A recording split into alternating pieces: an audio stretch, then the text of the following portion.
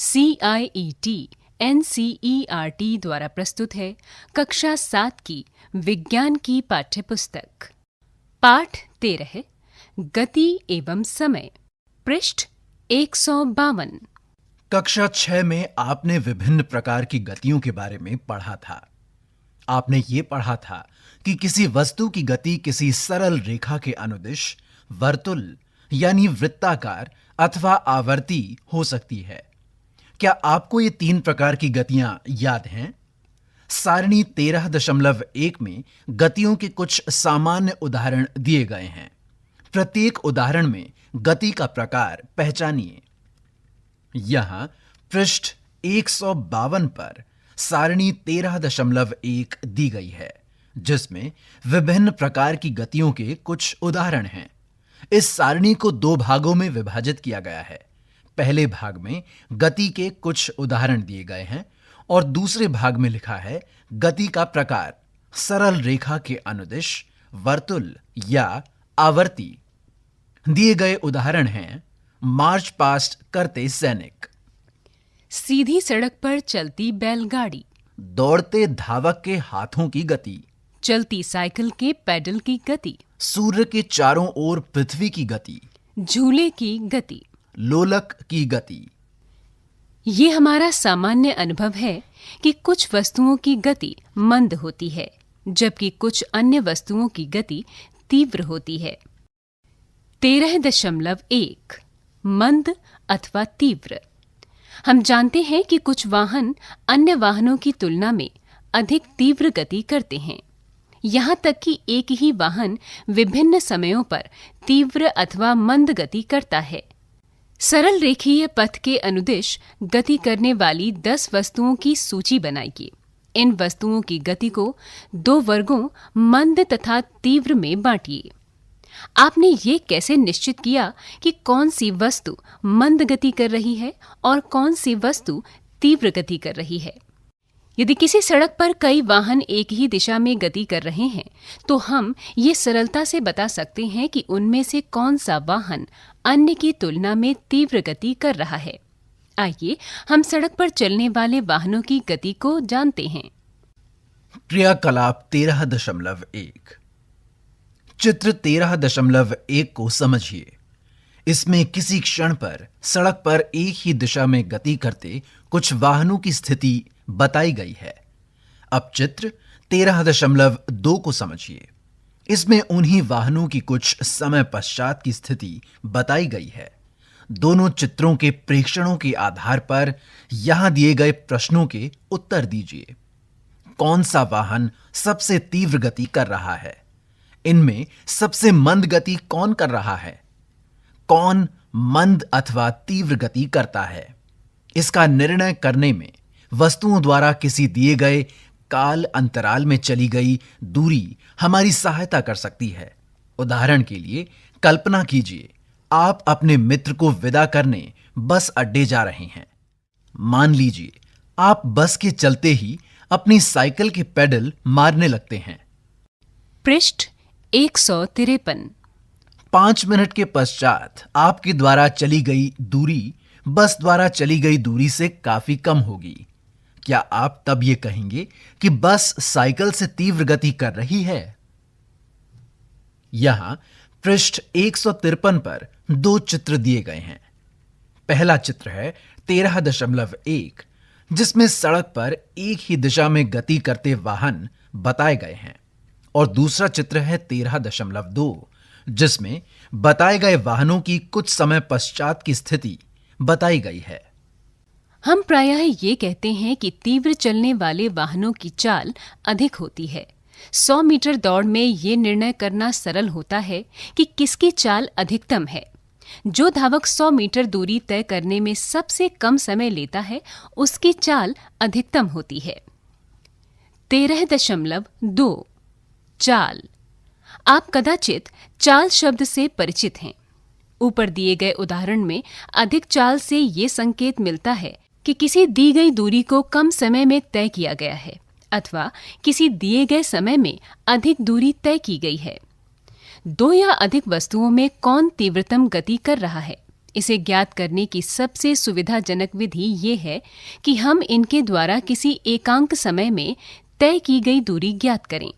इस प्रकार यदि हम दो बसों द्वारा 1 घंटे में तय की गई दूरी जानते हैं, तब हम ये बता सकते हैं कि उनमें से कौन अपेक्षाकृत मंद है। किसी वस्तु द्वारा एकांक समय में तय की गई दूरी को हम उस वस्तु की चाल कहते हैं। जब हम ये कहते हैं कि कोई कार 50 किलोमीटर प्रति घंटा की चाल से गति करती है, तो इससे ये ज्ञात होता है कि वो कार 1 घंटे में 50 किलोमीटर दूरी तय करेगी। तथापि कोई कार बिरले ही 1 घंटे तक किसी नियत चाल यानी समान गति से चलती है। वास्तव में वो धीमी चाल से गति आरंभ करके फिर अपनी चाल बढ़ाती है। अतः जब हम ये कहते हैं कि किसी कार की चाल 50 किलोमीटर प्रति घंटा है, तो प्रायः हम केवल कार द्वारा 1 घंटे में तय की गई दूरी पर ही विचार करते हैं। हम इसकी चिंता नहीं करते कि इस 1 घंटे की अवधि में कार नियत चाल से चलती रही अथवा नहीं। वास्तव में यहां परिकलित की गई चाल कार की औसत चाल है। इस पुस्तक में हम औसत चाल के लिए चाल शब्द का ही उपयोग करेंगे। पृष्ठ 154। अतः हम तय की गई कुल दूरी को लिए गए कुल समय से विभाजित करके चाल प्राप्त करते हैं। इस प्रकार चाल बराबर तय की गई कुल दूरी बटे लिया गया कुल समय। अपने दैनिक जीवन में हम बिरले ही लंबी दूरियों तक अथवा अधिक समय तक वस्तुओं को एक नियत चाल से गति करते हुए जानते हैं। यदि किसी सरल रेखा के अनुदिश गति करने वाली वस्तु की चाल परिवर्तित होती रहती है, तो उस वस्तु की चाल असमान कही जाती है। इसके विपरीत किसी सरल रेखा के अनुदिश वस्तु की नियत चाल से गति एक समान गति कहलाती है। इस स्थिति में औसत चाल वही है जो वास्तविक चाल है। यदि हम किसी वस्तु द्वारा किसी निश्चित दूरी को तय करने में लगे समय को माप लें, तो हम उस वस्तु की चाल ज्ञात कर सकते हैं। कक्षा 6 में आपने दूरी मापना सीखा था, परंतु हम समय कैसे मापते हैं, आइए पता लगाएं। 13.3 समय की माप। यदि आपके पास घड़ी नहीं है, तो आप ये कैसे निश्चित करेंगे कि अब क्या समय हो गया है? क्या कभी आपको ये जानने की उत्सुकता हुई है कि हमारे बुजुर्ग किस प्रकार केवल छाया देखकर दिन के समय का अनुमान लगाते थे?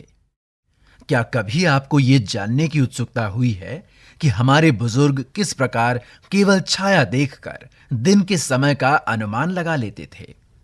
हम 1 माह के काल अंतराल को कैसे मापते हैं? हम 1 वर्ष के काल अंतराल को कैसे मापते हैं?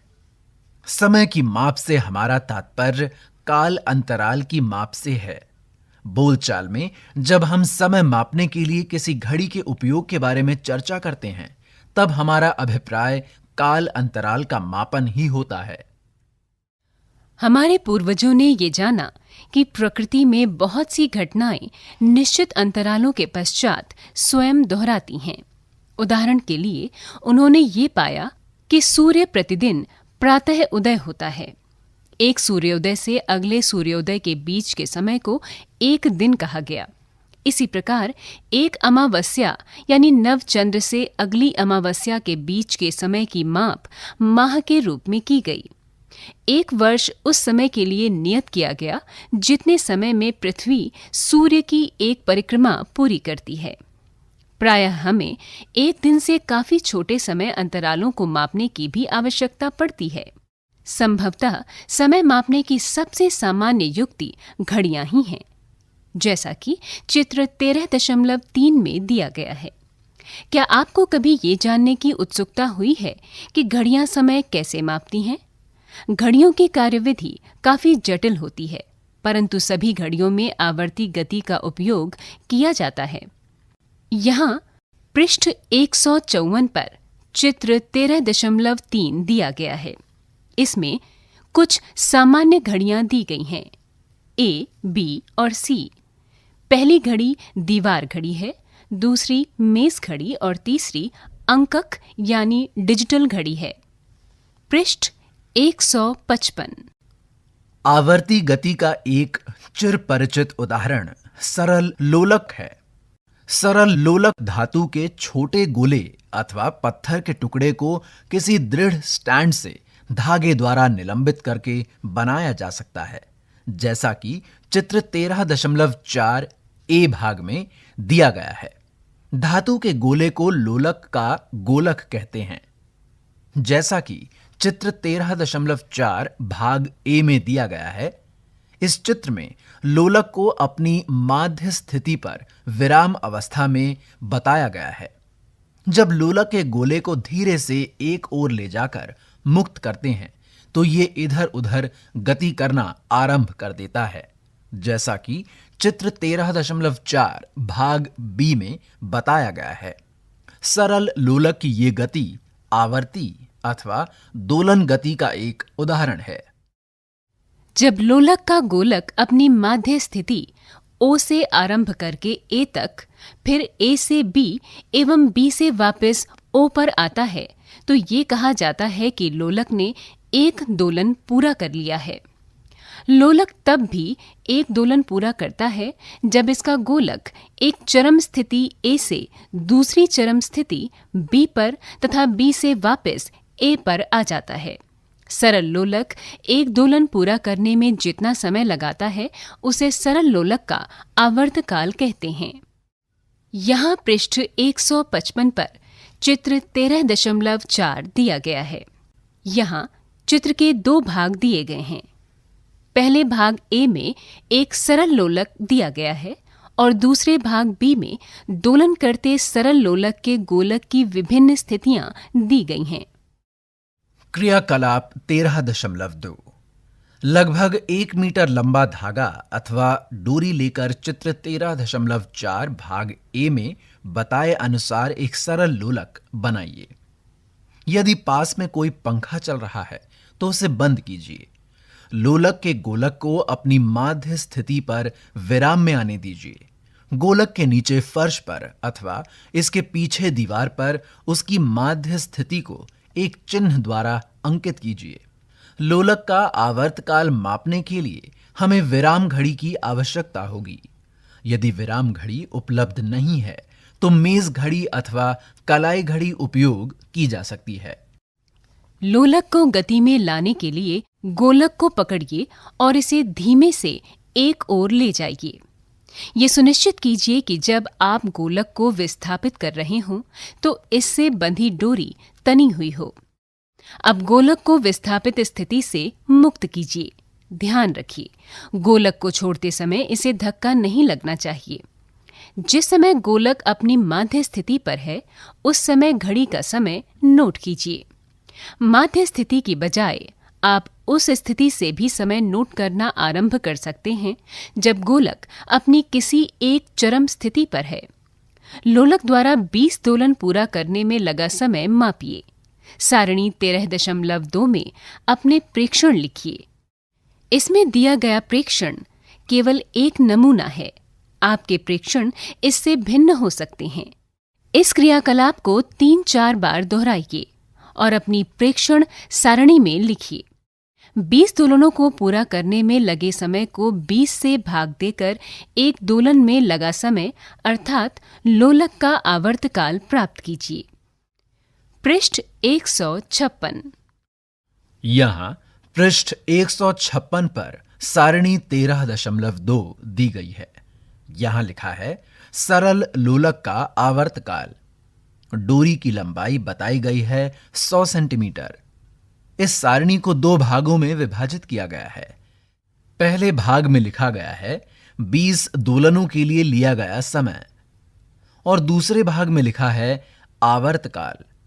दोनों भागों के समय को सेकंड्स में लिखा गया है। पहला उदाहरण बताया गया है 20 दोलनों के लिए लिया गया समय है 42 सेकंड और आवर्तकाल है 2.1 सेकंड। 2 भाग खाली छोड़े गए हैं जिनको आपको भरना है।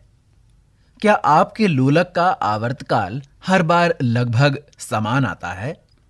ध्यान रखिए, आरंभिक विस्थापन में थोड़ा परिवर्तन आपके लोलक के आवर्तकाल को प्रभावित नहीं करता है।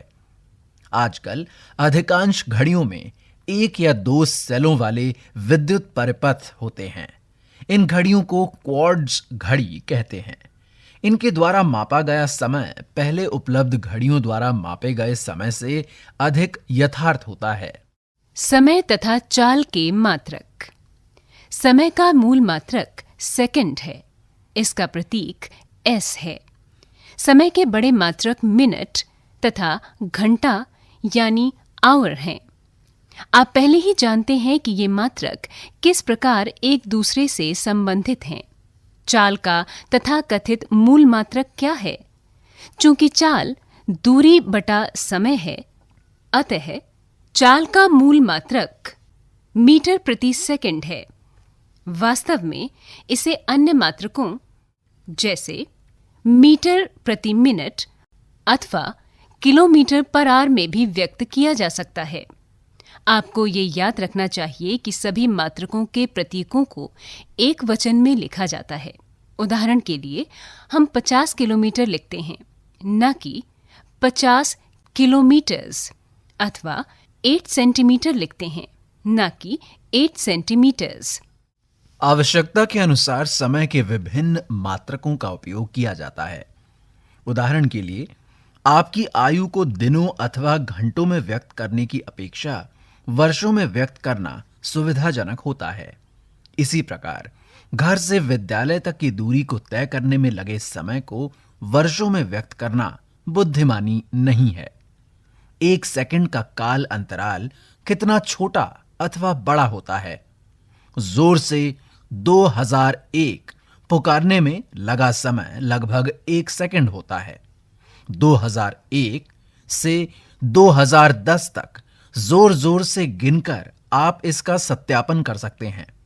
किसी सामान्य स्वस्थ युवा की विराम की स्थिति में नाड़ी 1 मिनट में 72 बार अर्थात 10 सेकंड में लगभग 12 बार स्पंदन करती है, यानी धड़कती है। बूझो ये जानने के लिए उत्सुक है कि एक दिन में कितने सेकंड तथा एक वर्ष में कितने घंटे होते हैं। क्या आप उसकी सहायता कर सकते हैं? इस खोज के विषय में एक रोचक कहानी है कि किसी दिए गए लोलक का आवर्तकाल नियत होता है। आपने सुप्रसिद्ध वैज्ञानिक गैलीलियो गैलीली 1564 से 1642 ईस्वी का नाम सुना होगा। कहा जाता है कि एक बार गैलीलियो गिरजाघर में बैठे थे। उन्होंने ये देखा कि छत से जंजीर द्वारा लटका कोई लैंप एक ओर से दूसरी ओर धीमी गति कर रहा है। उन्हें ये पाकर आश्चर्य हुआ कि लैंप के एक दोलन पूरा करने के अंतराल में उनकी नब्ज, स्पंद यानी धड़कन की संख्या हर बार समान होती है। गैलीलियो ने अपने परीक्षण को सत्यापित करने के लिए विभिन्न लोलकों के साथ प्रयोग किए। उन्होंने ये पाया कि किसी दी गई लंबाई का लोलक सदैव एक दोलन पूरा करने में समान समय लेता है। इस प्रेक्षण ने लोलक युक्त घड़ियों के विकास को एक नई दिशा प्रदान की। कमानी युक्त घड़ियां और कलाई की घड़ियां लोलक युक्त घड़ियों का परिष्कृत रूप थीं। पृष्ठ 157। जब लोलक वाली घड़ियां प्रचलित नहीं हुई थीं, तब संसार के विभिन्न भागों में समय मापन के लिए बहुत सी युक्तियों का उपयोग किया जाता था। धूप घड़ी, जल घड़ी, रेत घड़ी इस प्रकार की युक्तियों के कुछ उदाहरण हैं। संसार के विभिन्न भागों में इन युक्तियों के भिन्न भिन्न डिजाइन बनाए गए, जैसा कि चित्र 13.5 में दिया गया है। यहां पृष्ठ 157 पर चित्र 13.5 दिया गया है, जिसमें प्राचीन काल में प्रयुक्त समय मापन की कुछ युक्तियां दी गई हैं। इस चित्र में 3 भाग हैं। ए भाग में नई दिल्ली में जंतर मंतर में धूप घड़ी दी गई है। बी भाग में रेत घड़ी और सी भाग में जल घड़ी दी गई है। 13.4 चाल मापना। समय तथा दूरियां कैसे मापें? ये सीखने के पश्चात आप किसी वस्तु की चाल परिकलित कर सकते हैं। पहेली ये जानने के लिए उत्सुक है कि जब लोलक वाली घड़ियां नहीं थीं, तब समय कैसे मापा जाता था। आइए फर्श के अनुदिश गतिमान किसी गेंद की चाल ज्ञात करें। क्रियाकलाप 13.3। चाक के चूर्ण अथवा चूने से फर्श पर एक सरल रेखा खींचिए तथा अपने मित्र से कहिए कि वो इस रेखा से 1 से 2 मीटर दूर खड़ा हो। अब मित्र से कहिए कि वो फर्श के अनुदिश इस सरल रेखा के लंबवत किसी गेंद को धीरे से लुढ़काए। जिस क्षण गेंद सरल रेखा को पार करती है तथा जिस क्षण वह विराम में आती है, दोनों बार समय नोट कीजिए, जैसा कि चित्र 13.6 में दिया गया है। गेंद विराम में आने में कितना समय लेती है? जिस बिंदु पर गेंद रेखा को पार करती है तथा जिस बिंदु पर वह विराम में आती है, इन दोनों बिंदुओं के बीच की दूरी मापिए। इसे मापने के लिए आप किसी पैमाने अथवा मापक फीते का उपयोग कर सकते हैं। इस क्रियाकलाप को विभिन्न समूह बारी बारी से दोहराएं तथा सभी मापों को सारणी 13.3 में लिखिए। प्रत्येक समूह के पाठ्यांकों से गेंद की चाल परिकलित कीजिए। पृष्ठ 158। यहाँ पृष्ठ 158 पर चित्र 13.6 दिया गया है। इस चित्र में गेंद की चाल को मापते हुए एक बालक का चित्र दिया गया है। इसी पृष्ठ पर सारणी 13.3 दी गई है, जिसमें गतिमान गेंद द्वारा चली गई दूरी तथा लिया गया समय लिखा गया है। इस सारणी को 4 भागों में विभाजित किया है। पहले भाग में लिखा है समूह का नाम, दूसरे भाग में लिखा है गेंद द्वारा चली गई दूरी मीटर में, तीसरे भाग में लिखा है लिया गया समय सेकंड में, और चौथे भाग में चाल दी गई है। चाल बराबर तय की दूरी बटे लिया गया समय। आपको यह सारणी भरनी है। क्या आप अपने चलने अथवा साइकिल चलाने की चाल की तुलना अपने मित्र की चाल से करना चाहेंगे? इसके लिए आपको अपने घर अथवा किसी अन्य बिंदु से अपने विद्यालय की दूरी जानने की आवश्यकता होगी। तब आप सभी इस दूरी को तय करने में लगे समय को मापकर एक दूसरे की चाल परिकलित कर सकते हैं। यह जानना आपके लिए रोचक हो सकता है कि आप में से किसकी चाल सबसे अधिक है। सारणी 13.4 में कुछ जीवों की चाल किलोमीटर प्रति घंटा में दी गई है। आप स्वयं इनकी चाल को मीटर प्रति सेकंड में परिकलित कर सकते हैं। उपग्रहों को पृथ्वी की कक्षा में प्रमोचित यानी छोड़ना करने वाले रॉकेट प्रायः 8 किलोमीटर प्रति सेकंड तक की चाल प्राप्त कर लेते हैं। इसके विपरीत कछुआ केवल 8 सेंटीमीटर प्रति सेकंड लगभग की चाल से चल सकता है। क्या आप ये परिकलित कर सकते हैं कि कछुए की तुलना में रॉकेट की चाल कितनी गुनी है? यदि आपको किसी वस्तु की चाल ज्ञात हो जाए तो आप दिए गए समय में उसके द्वारा चली गई दूरी ज्ञात कर सकते हैं। आपको केवल चाल को समय से गुणा ही करना होगा। इस प्रकार चली गई दूरी बराबर चाल गुणा समय। आप ये भी ज्ञात कर सकते हैं कि दी गई चाल से चलने वाली कोई वस्तु किसी दूरी को कितने समय में तय करेगी। लिया गया समय बराबर दूरी बटे चाल। सामान्यतः उपलब्ध घड़ियों द्वारा मापा जा सकने वाला सबसे कम समय अंतराल 1 सेकंड है।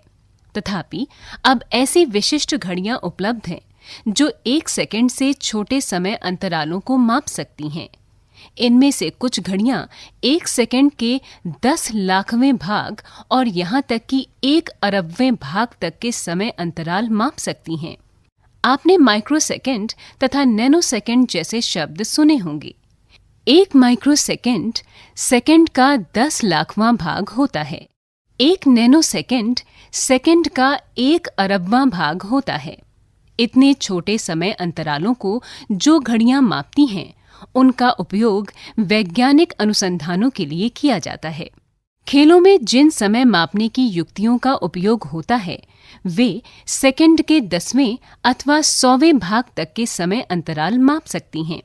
इसके विपरीत ऐतिहासिक घटनाओं के समयों को शताब्दियों अथवा सहस्त्राब्दियों में व्यक्त किया जाता है। तारों तथा ग्रहों की आयु को प्रायः अरबों वर्ष में व्यक्त करते हैं। क्या आप उन काल अंतरालों के परास की कल्पना कर सकते हैं जिनसे हमें व्यवहार करना पड़ता है? पृष्ठ 159। पृष्ठ 159 पर सारणी 13.4 दी गई है। इस सारणी में कुछ जंतुओं द्वारा प्राप्त की जा सकने वाली तीव्रतम चाल बताई गई है। इस सारणी को 3 भागों में विभाजित किया है।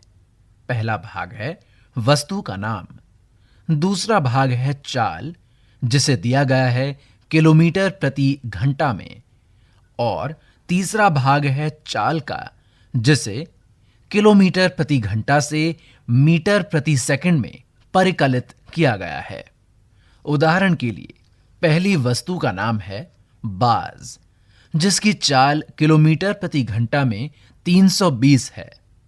परिकलित करने के बाद बाज की चाल मीटर प्रति सेकंड में कुछ इस प्रकार से दी गई है: 320 गुणा 1000 बटे 60 गुणा 60। बाकी दी गई वस्तुओं के नाम हैं चीता, ब्लू फिश, खरगोश, गिलहरी, घरेलू चूहा, मानव, भीमकाय कछुआ और घोंघा। इन सभी की चाल किलोमीटर प्रति घंटा में दी गई है। आपको इस चाल को मीटर प्रति सेकंड में परिकलित करना है। बूझो ये जानना चाहता है कि क्या कोई ऐसी युक्ति है जो चाल मापती है। आपने स्कूटर अथवा मोटरसाइकिलों पर एक मीटर लगा हुआ पाया होगा। इसी प्रकार कारों, बसों तथा अन्य वाहनों के डैशबोर्डों पर मीटर पाए जा सकते हैं, जैसा कि चित्र 13.7 में दिया गया है। चित्र 13.7 में किसी कार का डैशबोर्ड दिया गया है। ध्यान दीजिए, इनमें से किसी 1 मीटर के एक कोने पर किलोमीटर प्रति घंटा लिखा है। इसे चाल मापी यानी स्पीडोमीटर कहते हैं। इससे सीधे ही किलोमीटर प्रति घंटा में चाल ज्ञात हो जाती है। इसमें एक अन्य मीटर भी होता है जो वाहन द्वारा तय की गई दूरी मापता है। इस मीटर को पथमापी या ओडोमीटर कहते हैं। यहाँ पृष्ठ 159 पर चित्र 13.7 दिया गया है। इस चित्र में कार के डैशबोर्ड के 2 चित्र दिए गए हैं, जिसमें चाल मापी यानी स्पीडोमीटर का चित्र दिया गया है और साथ ही पथमापी यानी ओडोमीटर का चित्र भी दिया गया है। इसमें चाल को किलोमीटर प्रति घंटा में बताया गया है। पृष्ठ 160। विद्यालय की पिकनिक के लिए जाते समय पहेली ने यह निश्चय किया कि वो यात्रा समाप्त होने तक हर 30 मिनट के पश्चात बस की पथमापी का पाठ्यांक अपनी नोटबुक पर लिखेगी। इसके पश्चात उसने अपने पाठ्यांक सारणी 13.5 में लिखे। यहां पृष्ठ 160 में सारणी 13.5 दी गई है। इस सारणी में यात्रा के विभिन्न समयों पर पथमापी के पाठ्यांक लिखे गए हैं। इस सारणी को 3 भागों में विभाजित किया गया है। पहले भाग में लिखा है समय। यह समय AM में दिया गया है। दूसरा भाग है पठमापी का पाठ्यांक और तीसरा भाग है आरंभिक बिंदु से दूरी। समय के पहले चरण में लिखा है 8 AM। पथमापी का पाठ्यांक है 36,540 किलोमीटर। आरंभिक बिंदु से दूरी है 0 किलोमीटर। दूसरे भाग में दिया गया समय है 8:30, जो कि AM में दिया गया है। पथमापी का पाठ्यांक दिया गया है 36,560 किलोमीटर। आरंभिक बिंदु से दूरी दी गई है 20 किलोमीटर।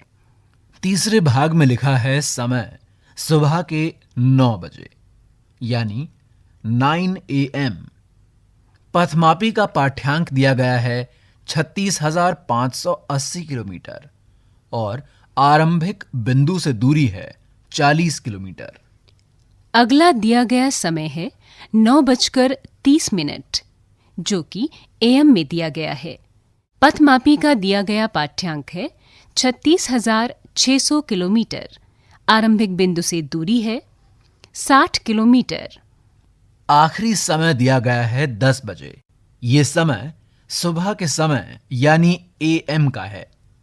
पथमापी का अंतिम पाठ्यांक है 36,620 किलोमीटर और आरंभिक बिंदु से दूरी है 80 किलोमीटर। क्या आप बता सकते हैं कि पिकनिक स्थल विद्यालय से कितनी दूर था? क्या आप बस की चाल परिकलित कर सकते हैं? सारणी को समझकर बूझों ने पहेली से पूछा कि क्या वो बता सकती है कि 9:45 AM तक उसकी बस ने कितनी दूरी तय कर ली थी। पहेली के पास इस प्रश्न का कोई उत्तर नहीं था। वे अपने शिक्षक के पास गए। शिक्षक ने उनसे कहा कि इस समस्या को हल करने का एक ढंग ये है कि हम दूरी समय ग्राफ खींचें। आइए ये पता लगाएं कि इस प्रकार का ग्राफ कैसे खींचा जाता है। 13.5 दूरी समय ग्राफ। आपने ये पाया होगा कि समाचार पत्र पत्रिकाएं आदि सूचनाओं को रोचक बनाने के लिए उन्हें विभिन्न प्रकार के ग्राफों के रूप में प्रस्तुत करती हैं। जैसा कि चित्र 13.8 में दिए गए ग्राफ के प्रकार को स्तंभ ग्राफ कहते हैं। ग्राफीय निरूपण का एक अन्य प्रकार वृत्तारेख या पाई चित्र है, जैसा कि चित्र 13.9 में दिया गया है। चित्र 13.10 में दिया गया ग्राफ रेखा ग्राफ का उदाहरण है। दूरी समय ग्राफ को सामान्यतया रेखा ग्राफ द्वारा निरूपित किया जाता है। आइए इस प्रकार का ग्राफ बनाना सीखें। यहाँ पृष्ठ 160 में चित्र 13.8 में किसी टीम द्वारा प्रत्येक ओवर में बने रनों को बताता स्तंभ ग्राफ दिया गया है। यहाँ पृष्ठ 160 में चित्र 13.8 में किसी टीम द्वारा प्रत्येक ओवर में बने रनों को बताता स्तंभ ग्राफ दिया गया है, जिसके एक भाग में ओवर और दूसरे भाग में रन दिए गए हैं। दूसरे भाग चित्र 13.9 में वायु का संघटन बताता वृत्तारेख दिया गया है, जिसे 3 भागों में विभाजित किया गया है। पहला नाइट्रोजन, दूसरा ऑक्सीजन और तीसरा अन्य गैसें। इसे 3 अलग अलग रंगों द्वारा बताया गया है। तीसरे चित्र 13.10 में किसी बच्चे की आयु व भार को बताता रेखा ग्राफ दिया गया है, जिसके एक भाग में आयु वर्ष में और दूसरे भाग में भार किलोग्राम में दिया गया है। पृष्ठ 161। एक ग्राफ पेपर लीजिए। चित्र 13.11 में बताए अनुसार इस पर एक दूसरे के लंबवत 2 रेखाएं खींचिए। क्षैतिज रेखा पर x-OX अंकित कीजिए। इसे x अक्ष कहते हैं। इसी प्रकार ऊर्ध्वाधर रेखा पर y-O-Y' अंकित कीजिए। इसे y अक्ष कहते हैं। x-O-X' तथा y-O-Y' का प्रतिच्छेद बिंदु मूल बिंदु O कहलाता है। जिन 2 राशियों के बीच ग्राफ खींचा जाता है उन्हें इन्हीं 2 अक्षों के अनुदिश बताया जाता है। हम x अक्ष पर धनात्मक मानों को OX के अनुदिश बताते हैं। इसी प्रकार y अक्ष पर धनात्मक मानों को OY के अनुदिश बताते हैं। इस अध्याय में हम केवल राशियों के धनात्मक मानों पर ही विचार करेंगे। इसलिए हम चित्र 13.11 में बताए गए केवल छायांकित भाग का ही उपयोग करेंगे। यहाँ पृष्ठ 161 पर चित्र 13.11 दिया गया है, जिसमें ग्राफ पेपर पर x अक्ष तथा y अक्ष दिए गए हैं। बूझो तथा पहेली ने किसी कार द्वारा चली गई दूरी तथा इस दूरी को तय करने में लगा समय पता लगाया। उनके आंकड़े सारणी 13.6 में दिए गए हैं। यहाँ पृष्ठ 161 पर सारणी 13.6 दी गई है, जिसमें किसी कार की गति को दिया गया है। इस सारणी को 2 भागों में विभाजित किया गया है। पहला भाग समय का है और दूसरा भाग दूरी का है। दिए गए समय इस प्रकार हैं: 0, 1 मिनट, 2 मिनट, 3 मिनट, 4 मिनट और 5 मिनट।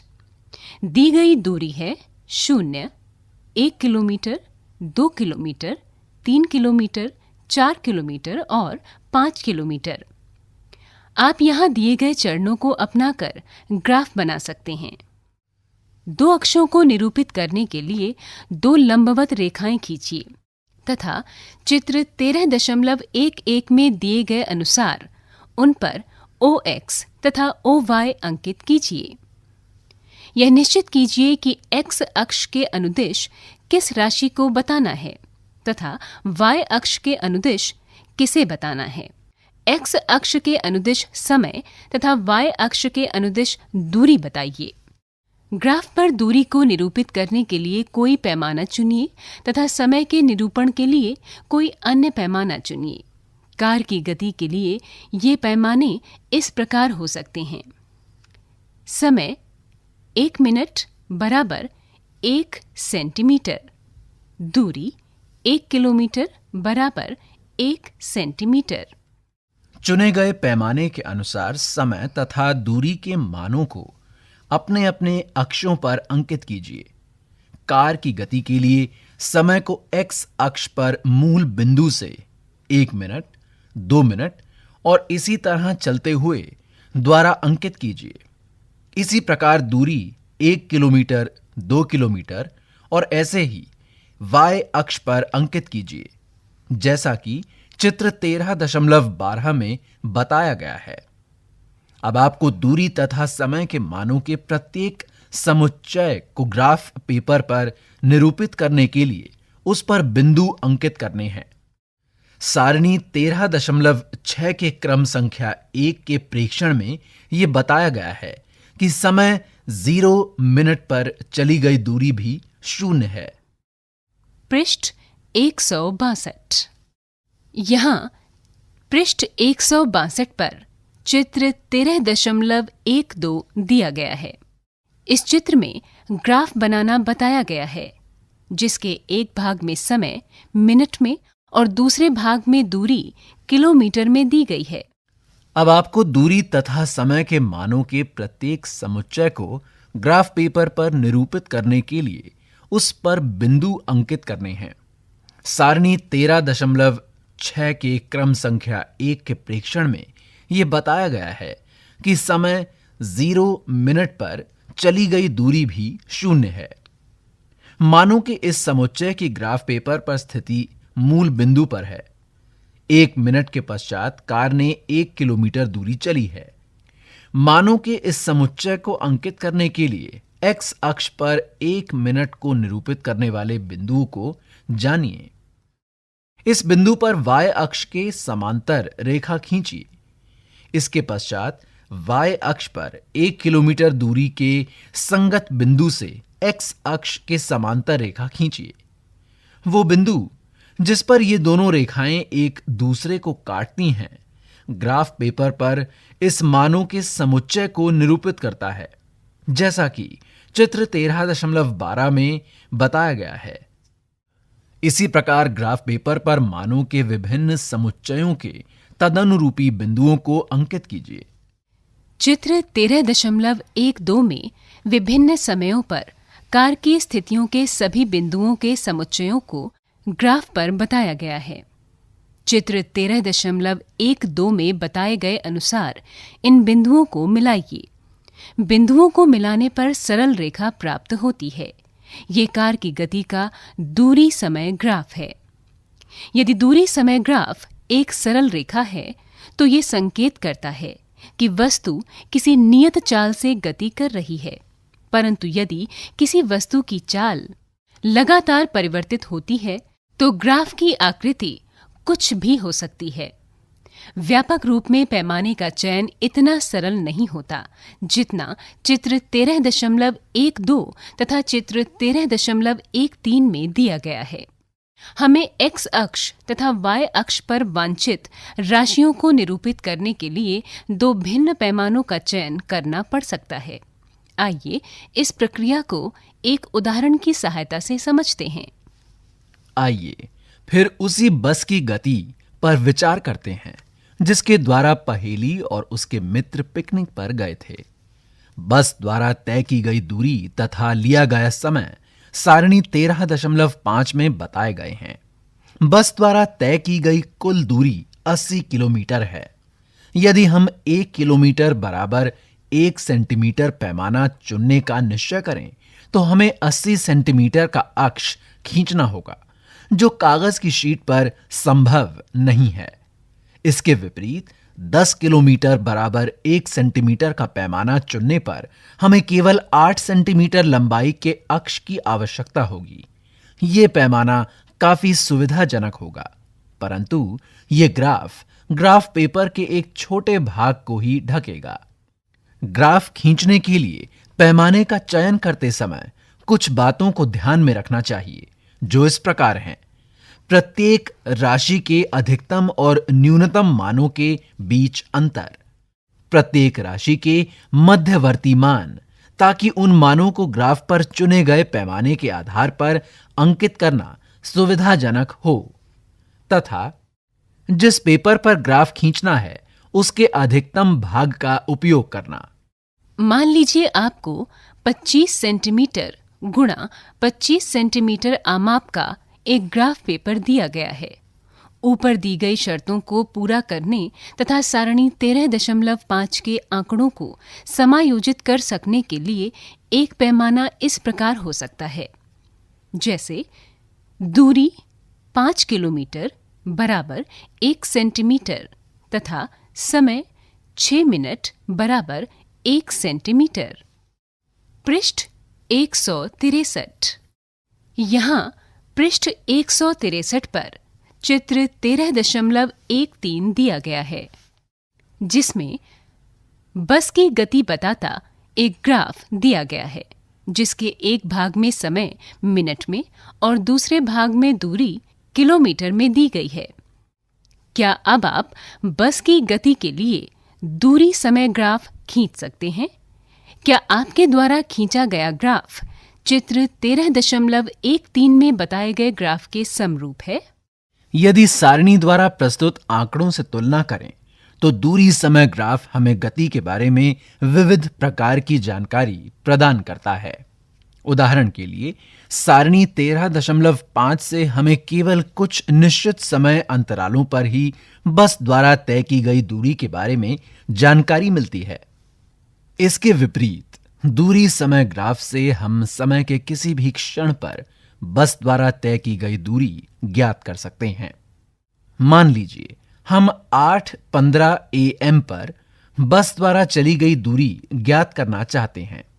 इसके लिए हम x अक्ष पर उस समय यानी 8:15 AM के संगत बिंदु अंकित कर सकते हैं, जैसा कि चित्र 13.14 में दिया गया है।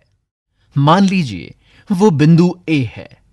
अब हम बिंदु A पर x अक्ष के लंबवत अथवा y अक्ष के समांतर एक रेखा खींचते हैं। फिर हम ग्राफ के जिस बिंदु T पर यह लंबवत रेखा ग्राफ को काटती है, उस बिंदु पर चिन्ह लगाते हैं, जैसा कि चित्र 13.14 में दिया गया है। इसके पश्चात हम T से होकर जाने वाली x अक्ष के समांतर रेखा खींचते हैं। ये y अक्ष को बिंदु B पर काटती है। y अक्ष पर बिंदु B के संगत दूरी OB हमें 8:15 यानी 8:15 AM पर बस द्वारा किलोमीटर में तय की गई दूरी प्रदान करती है। ये दूरी किलोमीटर में कितनी है? क्या आप 9:45 AM यानी 9:45 पर बस द्वारा तय की गई दूरी ज्ञात करने में पहेली की सहायता कर सकते हैं? क्या आप दूरी समय ग्राफ से बस की चाल भी ज्ञात कर सकते हैं? यहाँ पृष्ठ 163 पर चित्र 13.14 दिया गया है। इस चित्र में बस की गति का दूरी समय ग्राफ बताया गया है, जिसमें x अक्ष पर समय AM में और y अक्ष पर दूरी किलोमीटर में दी गई है। प्रमुख शब्द: रेखा ग्राफ, ग्राफ, असमान गति, दोलन, सरल लोलक, चाल, आवर्तकाल, एक समान गति। समय का मात्रक। पृष्ठ 164। आपने क्या सीखा? एकांक समय में किसी वस्तु द्वारा चली गई दूरी को उसकी चाल कहते हैं। वस्तुओं की चाल ये निर्णय लेने में हमारी सहायता करती है कि कौन दूसरों से तेज चल रहा है। किसी वस्तु की चाल उसके द्वारा तय की गई दूरी को उस दूरी को चलने में लिए गए समय से विभाजित करने पर प्राप्त होती है। इसका मूल मात्रक मीटर प्रति सेकंड यानी मीटर पर सेकंड है। आवर्ती घटनाओं का उपयोग समय मापन में किया जाता है। लोलक की आवर्ती गति का उपयोग घड़ियों के बनाने में होता रहा है। वस्तुओं की गति को उनके दूरी समय ग्राफ द्वारा चित्रात्मक रूप में प्रस्तुत किया जा सकता है। नियत चाल से गति करने वाली वस्तु का दूरी समय ग्राफ एक सरल रेखा होता है। अभ्यास 1। यहाँ दी गई गतियों का वर्गीकरण सरल रेखा के अनुदिश वर्तुल तथा दोलन गति में कीजिए। क. दौड़ते समय आपके हाथों की गति। ख. सीधी सड़क पर गाड़ी को खींचते घोड़े की गति। ग. मैरी गो राउंड झूले में बच्चे की गति। घ. सी-सॉ झूले पर बच्चे की गति। च. विद्युत घंटी के हथौड़े की गति। छ. सीधे पुल पर रेलगाड़ी की गति। 2. इनमें से कौन सा कथन सही नहीं है? क. समय का मूल मात्रक सेकंड है। ख. प्रत्येक वस्तु नियत चाल से गति करती है। ग. 2 शहरों के बीच की दूरियां किलोमीटर में मापी जाती हैं। घ. किसी दिए गए लोलक का आवर्तकाल नियत नहीं होता। च. रेलगाड़ी की चाल मीटर प्रति घंटा यानी मीटर पर आवर में व्यक्त की जाती है। पृष्ठ 165। 3. कोई सरल लोलक 20 दोलन पूरे करने में 32 सेकंड लेता है। लोलक का आवर्तकाल क्या है? 4. 2 स्टेशनों के बीच की दूरी 240 किलोमीटर है। कोई रेलगाड़ी इस दूरी को तय करने में 4 घंटे लेती है। रेलगाड़ी की चाल परिकलित कीजिए। 5. किसी कार के पथमापी का 8:30 AM पर पाठ्यांक 57,321.0 किलोमीटर है। यदि 8:50 AM पर पथमापी का पाठ्यांक परिवर्तित होकर 57,336.0 किलोमीटर हो जाता है तो कार द्वारा चली गई दूरी कितनी है? कार की चाल किलोमीटर प्रति मिनट में परिकलित कीजिए। इस चाल को किलोमीटर पर आवर में भी व्यक्त कीजिए। 6. सलमा अपने घर से साइकिल पर विद्यालय पहुंचने में 15 मिनट लेती है। यदि साइकिल की चाल 2 मीटर प्रति सेकंड है तो घर से विद्यालय की दूरी परिकलित कीजिए। 7. यहां दी गई स्थितियों में गति के दूरी समय ग्राफ की आकृति बताइए। क. नियत चाल से गति करती कार। ख. सड़क के किनारे खड़ी कोई कार। 8. यहां दिए गए में से कौन सा संबंध सही है? क. चाल बराबर दूरी गुणा समय। ख. चाल बराबर दूरी बटा समय। ग. चाल बराबर समय बटा दूरी। घ. चाल बराबर 1 बटा दूरी गुणा समय। 9. चाल का मूल मात्रक है क. किलोमीटर प्रति मिनट, ख मीटर प्रति मिनट, ग. किलोमीटर प्रति घंटा, घ मीटर प्रति सेकंड। 10. कोई कार 40 किलोमीटर प्रति घंटा की चाल से 15 मिनट चलती है। इसके पश्चात वो 60 किलोमीटर प्रति घंटा की चाल से 15 मिनट चलती है। कार द्वारा तय की गई कुल दूरी होगी क. 100 किलोमीटर, ख 25 किलोमीटर, ग. 15 किलोमीटर, घ 10 किलोमीटर। पृष्ठ 166। 11.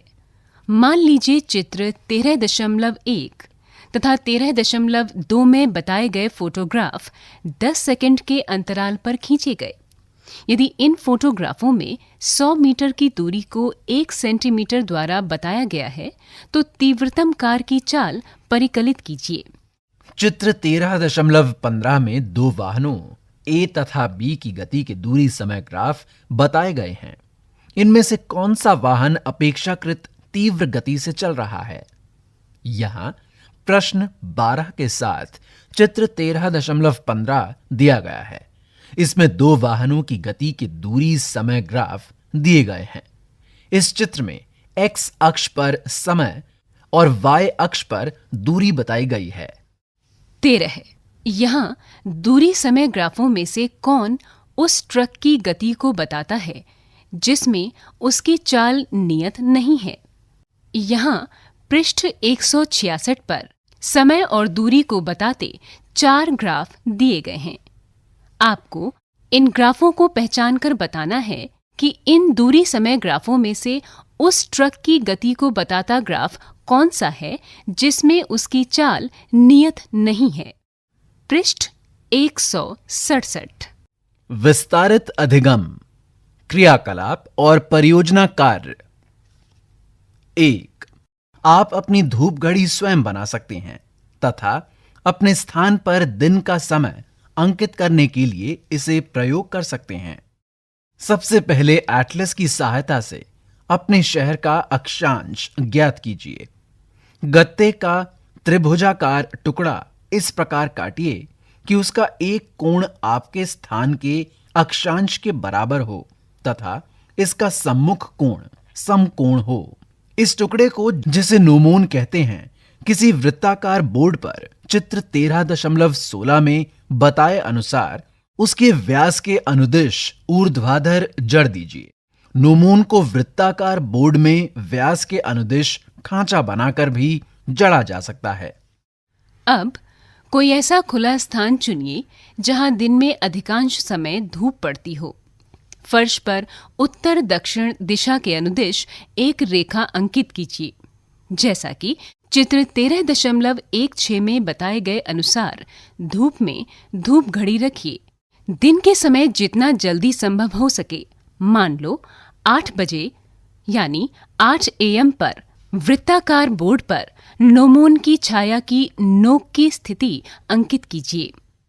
पूरे दिन प्रत्येक घंटे के पश्चात नोक की स्थिति अंकित करते रहिए।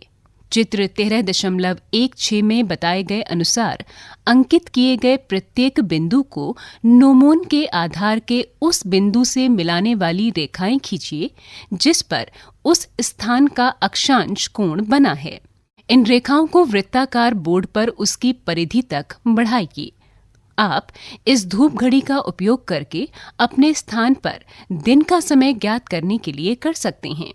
याद रखिए, चित्र 13.16 में बताए गए अनुसार नोमोन को सदैव उत्तर दक्षिण दिशा में ही रखना चाहिए। यहाँ पृष्ठ 167 पर चित्र 13.16 में समय ज्ञात करने के लिए एक धूप घड़ी दी गई है जिसमें उत्तर और दक्षिण दिशाओं को बताया गया है। 2. संसार के विभिन्न भागों में प्राचीन काल में समय मापने की जो युक्तियां उपयोग की जाती थीं, उनके विषय में सूचनाएं एकत्र कीजिए। प्रत्येक पर एक संक्षिप्त लेख लिखिए। इस लेख में युक्ति का नाम, उद्भव का स्थान, उपयोग किए जाने वाला काल, वो मात्रक जिसमें समय मापा जाता था तथा यदि संभव हो सके तो युक्ति का फोटोग्राफ अथवा रेखा चित्र भी सम्मिलित किया जा सकता है। पृष्ठ 168। 3. 2 मिनट का समय अंतराल माप सकने वाली रेत घड़ी का मॉडल बनाइए, जैसा कि चित्र 13.17 में दिया गया है। 4. किसी पार्क में जाकर झूला झूलते समय आप एक रोचक क्रियाकलाप कर सकते हैं। इसके लिए आपको एक घड़ी चाहिए। झूले पर बिना किसी को बैठाए उसे दोलन करने दीजिए। जिस प्रकार आपने लोलक का आवर्तकाल ज्ञात किया था, उसी प्रकार इसका आवर्तकाल ज्ञात कीजिए। यह सुनिश्चित कर लें कि झूले की गति को कोई झटका नहीं लगना चाहिए। अब अपने किसी मित्र से झूले पर बैठने के लिए कहिए। झूले को एक धक्का देकर इसे स्वाभाविक रूप से झूलने दीजिए। इसका आवर्तकाल फिर मापिए। इस क्रियाकलाप को विभिन्न व्यक्तियों को झूले पर बैठाकर दोहराइए। विभिन्न प्रकरणों में मापे गए झूले के आवर्तकालों की तुलना कीजिए। इस क्रियाकलाप से आप क्या निष्कर्ष निकालते हैं? क्या आप जानते हैं, भारतवर्ष में समय अनुरक्षण सेवा नई दिल्ली की राष्ट्रीय भौतिकी प्रयोगशाला द्वारा प्रदान की जाती है। यहाँ जिन घड़ियों का उपयोग किया जाता है वे समय अंतराल की माप 1 सेकंड के 10 लाखवें भाग की यथार्थता के साथ कर सकती हैं। संसार की सर्वाधिक यथार्थ घड़ी संयुक्त राज्य अमेरिका यानी यूएसए के राष्ट्रीय मानक एवं प्रौद्योगिकी संस्थान द्वारा विकसित की गई है। ये घड़ी 2 करोड़ वर्ष तक चलते रहने के पश्चात 1 सेकंड तेज अथवा मंद होगी। इसी के साथ 18 पाठों की इस पुस्तक का पाठ 13 शीर्षक गति एवं समय यहाँ समाप्त हुआ।